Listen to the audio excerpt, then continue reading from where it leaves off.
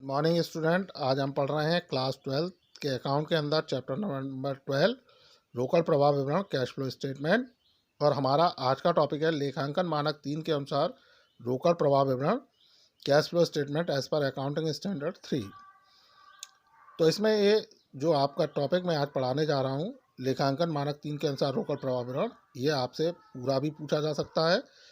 यानी ये क्वेश्चन आपसे इस तरीके से भी पूछ सकते हैं कि लेखांकन मानक 3 के अनुसार रोकड़ प्रवाह विवरण को कितने भागों में बांटा गया है या इसकी कितनी क्रियाओं में इसको बांटा गया है।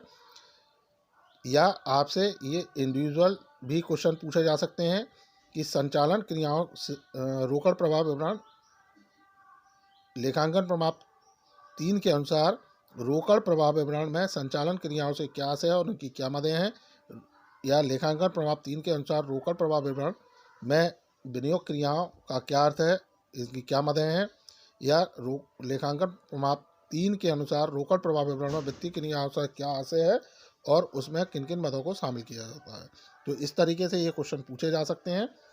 तो हम स्टार्ट करते हैं अपना लेखांकन प्रमाण 3 के अनुसार रोकड़ प्रवाह विवरण।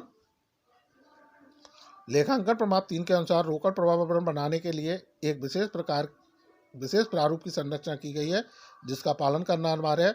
इस प्रमाण के द्वारा रोकड़ प्रवाह को 3 मुख्य भागों में बांटा गया है। पहला संचालन क्रियाओं से रोकड़ प्रवाह, दूसरा विनियोग क्रियाओं से रोकड़ प्रवाह, तीसरा वित्तीय क्रियाओं से रोकड़ प्रवाह। तो हम स्टार्ट करते हैं पहले संचालन क्रियाओं से रोकड़ प्रवाह यानी cash flow from operating activities. तो ये क्या होती है और इनमें किन किन मदों को शामिल किया जाता है। संचालन क्रियाओं से आशय उन प्रमुख व्यावसायिक क्रियाओं से है जिसके लिए व्यवसाय की स्थापना की गई है। इन संचालन क्रियाओं से अर्जित आय संचालन से आय कहलाती है एवं इन क्रियाओं में होने वाला रोकड़ प्रवाह संचालन क्रियाओं से रोकड़ प्रवाह कहलाता है। मुख्य रूप से इस मद में निम्न क्रियाएं शामिल की जाती हैं। तो इसमें यह बताया गया है कि जो ऑपरेटिंग एक्टिविटीज़ हैं उनका यहाँ मीनिंग ये होता है कि व्यवसाय जो भी हम बिजनेस कर रहे हैं उसकी जो भी एक्टिविटीज़ हैं जिसके लिए हमने अपना बिजनेस स्टार्ट किया है, यानी बिजनेस को जो बिजनेस हमने स्टार्ट किया इस्टेब्लिश किया उसका हमारा जो मेन ऑब्जेक्ट है, यानी मेन ऑब्जेक्ट क्या होता है, सेल करना, सेल करके प्रॉफिट गेन करना। यानी जो भी आइटम हम अपना या बना रहे हैं या प्रोड्यूस कर रहे हैं उसको बेचना, ये हमारी मेन एक्टिविटी होती है। तो जो व्यवसाय की जो मेन एक्टिविटीज़ हैं उनको करना ही व्यवसाय की संचालन क्रियाएं कहलाती हैं। इन संचालन क्रियाओं के द्वारा यानी जो ऑपरेटिंग एक्टिविटीज़ होती हैं इनके द्वारा जो कंपनी है, जो व्यवसाय है, अपनी इनकम अर्न करता है, अपनी इनकम गेन करता है, जिसे इनकम फ्रॉम ऑपरेशन संचालन से आय कहते हैं। इन क्रियाओं में होने वाला रोकड़ प्रवाह संचालन क्रियाओं से रोकड़ प्रवाह कहलाता है। यानी ऑपरेटिंग एक्टिविटीज़ के द्वारा जो कैश का इनफ्लो आउटफ्लो होता है वह हमारा cash flow statement by operating activities कहलाता है। इसमें हम किन किन आइटम को शामिल करते हैं। तो इनमें पहला है उत्पाद या माल की बिक्री से प्राप्त रोकड़, यानी जो भी हम प्रोडक्ट प्रोड्यूस कर रहे हैं उसको सेल करना और सेल करने से जो भी हमारे पास कैश आ रहा है वो। दूसरा है सेवा प्रदान करने से प्राप्त रोकड़। अगर हम सर्विस सेक्टर से हैं तो जो भी हम सर्विस प्रोवाइडर हैं तो हम जो भी सर्विस प्रोवाइड करा रहे हैं उससे जो हमें पैसा मिल रहा है वह सेवा प्रदान करने से प्राप्त रोकड़ इसमें शामिल की जाएगी। तीसरा है पूर्तिकर्ताओं को भुगतान माल तथा सेवा, यानी जो हमारे सप्लायर हैं जिनसे हम अपना रॉ मटेरियल या फिनिश गुड्स परचेज करते हैं उनको जो पेमेंट कर रहे हैं, चाहे वो माल हो, गुड्स हो या सर्विसेज हो, वो उसके पेमेंट इसमें शामिल किए जाएंगे। इसके बाद है अगला कर्मचारियों को या उनके बदले किसी अन्य को भुगतान, या जो हमारे फर्म के वर्कर हैं, एम्प्लॉयज़ हैं, उनको जो हम पेमेंट कर रहे हैं वो उसमें इंक्लूड किए जाएंगे। अगला है रॉयल्टी, फीस, कमीशन तथा अन्य आयगत प्राप्ति, यानी रॉयल्टी के रूप में, फीस के रूप में, कमीशन के रूप में जो भी हमको रिसीप्ट हो रही हैं, जो भी हमें रेवेन्यू रिसीप्ट होती है वो उसके अंदर इसमें इंक्लूड किया जाता है उनको। अगला है बीमा प्रीमियम, बीमा कंपनी के प्रीमियम, दावों, वार्षिकी व अन्य पॉलिसी के लाभों से रोकड़ प्राप्ति एवं रोकड़ी भुगतान, यानी कंपनी ने अगर कोई इंश्योरेंस करा रखा है तो उसका प्रीमियम, या कंपनी पर किसी ने क्लेम किया वो, या कंपनी एन्युटी के रूप में या पॉलिसी के जो भी बेनिफिट्स हैं या उसके जो भी पेमेंट कर रहे हैं वो भी इसमें इंक्लूड किए जाएंगे। अगला है आयकरों का भुगतान या वापसी जब तक कि वे स्पष्ट रूप से वित्तीय व विनियोग क्रियाओं के रूप में नहीं पहचाने जा सकें। यानी जो इनकम टैक्स है उनका पेमेंट या उनके रिफंड, उनको भी इसमें इंक्लूड करते हैं जब तक कि वो ये शो नहीं हो जाता है कि ये फाइनेंशिंग या इन्वेस्टिंग एक्टिविटीज़ है। अगला है भावी अनुबंध, वायदे के सौदे, वैकल्पिक व स्वैप अनुबंधों से प्राप्ति या भुगतान, जबकि ये अनुबंध व्यापारिक कार्यों से संबंधित हो। यानी जो हमारे बिजनेस की एक्टिविटीज से रिलेटेड कोई भी फ्यूचर के कॉन्ट्रैक्ट हो सकते हैं, कोई भी वादे हो सकते हैं, इनको भी हम इसमें इंक्लूड करते हैं। तो स्टूडेंट, ये था हमारा ऑपरेटिंग एक्टिविटीज़ और इसमें शामिल की जाने वाली मद है। अब हम बात करते हैं दूसरा, विनियोग क्रियाओं से क्या अर्थ है और उसमें किन किन मदों को शामिल किया जाता है। यानी विनियोग क्रियाओं से रोकड़ प्रवाह, cash flow statement from investing activities. विनियोग क्रियाओं में दीर्घकालीन संपत्तियों एवं विनियोगों के क्रय एवं विक्रय संबंधी क्रियाओं को का समावेश होता है, जैसे भवन, भूमि, प्लांट, मशीनरी आदि का क्रय, जिन्हें पुनः विक्रय के उद्देश्य से नहीं खरीदा गया। इनमें ऐसे विनियोगों का क्रय भी शामिल होता है जो रोकड़ तुल्य में सम्मिलित नहीं होते।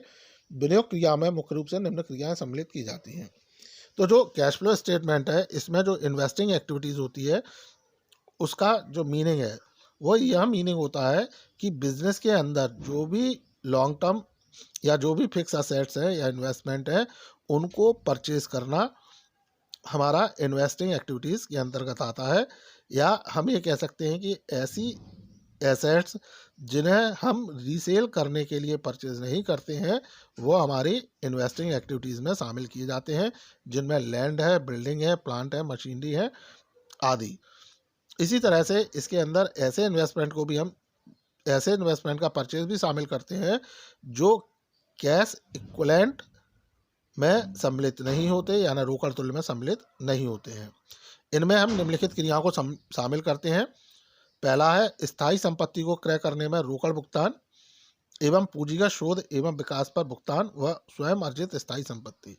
यानी कोई भी फिक्स एसेट्स को परचेज करना है जिसका हमने कैश में पेमेंट किया है, या कोई भी ऐसी कैपिटलाइज रिसर्च या कैपिटलाइज डेवलपमेंट जिसका पेमेंट हमारे द्वारा कैश में किया गया है, या कोई भी ऐसी संपत्ति जो स्वयं अर्जित की गई है। दूसरा है स्थायी संपत्ति के विक्रय से रोकड़ प्राप्ति, यानी जो हमारी फिक्स असेट्स होती हैं उनको सेल करने से मिलने वाला पैसा।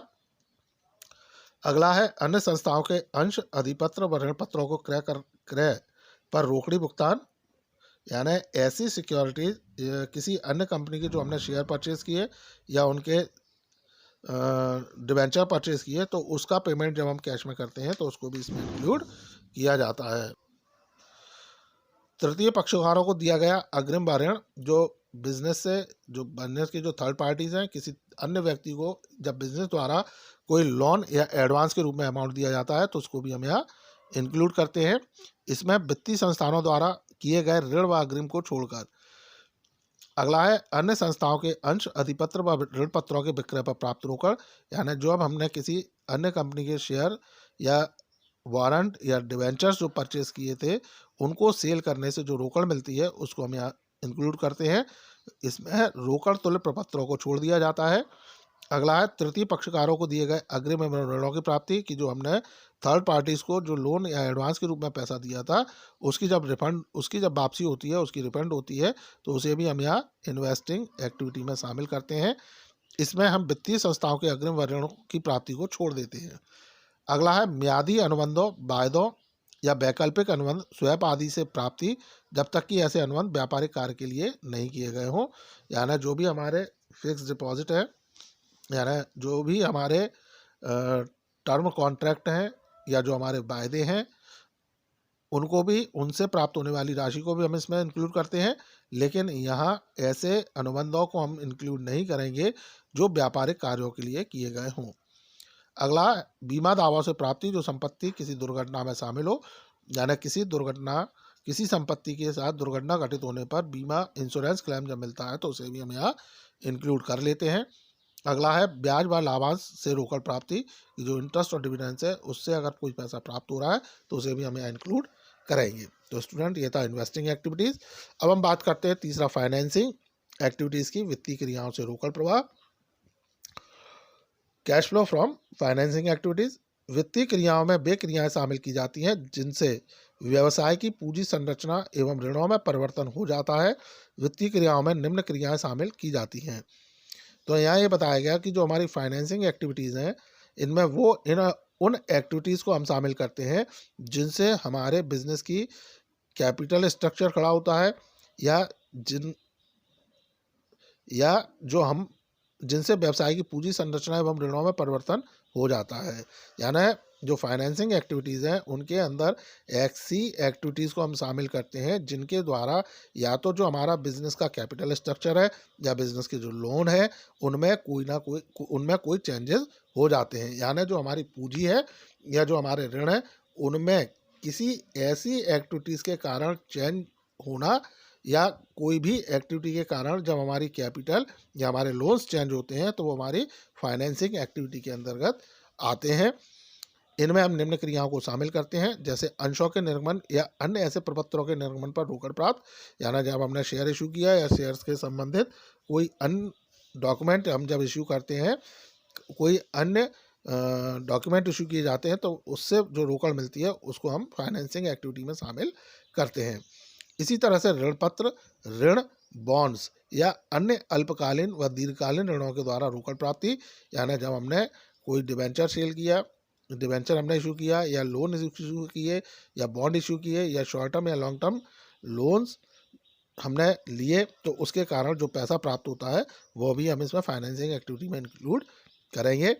फिर है लिए गए ऋणों की वापसी, यानी जो हमने लोन लिए हैं उनको वापस करना है, या समतांशों का पुनः क्रय, यानी जो हमारे इक्विटी शेयर है उनको हमने रीपरचेज कर लिया, या पूर्वाधिकारांश ऋण पत्रों का शोधन, यानी जो हमारे प्रेफरेंस शेयर है या जो डिबेंचर है उनका रिडम्पशन किया, उसके कारण भी हमारा कैश व्यापार से जा रहा है, तो उसको भी हम फाइनेंसिंग एक्टिविटीज़ के अंदर इंक्लूड करेंगे। इसी में अगला है ब्याज वाला लाभांश का भुगतान, जो कंपनी द्वारा जो डिबेंचर इशू किए गए थे, जो शेयर्स इशू किए गए थे, उन पर जो डिविडेंड और इंटरेस्ट का पेमेंट करना होता है, तो उन्हें भी हम फाइनेंसिंग एक्टिविटीज़ के अंदर इंक्लूड करते हैं। सो स्टूडेंट, ये था लेखांकन प्रमाप 3 के अनुसार रोकड़ प्रवाह विवरण, यानी cash flow statement as per accounting standard 3, जो आपको समझ में आया होगा। इससे रिलेटेड यदि आपके कोई डाउट्स हैं, क्वेरीज हैं, तो आप कमेंट सेक्शन में कमेंट कर सकते हैं या डायरेक्ट मुझसे पूछ सकते हैं। So student, thank you, good bye.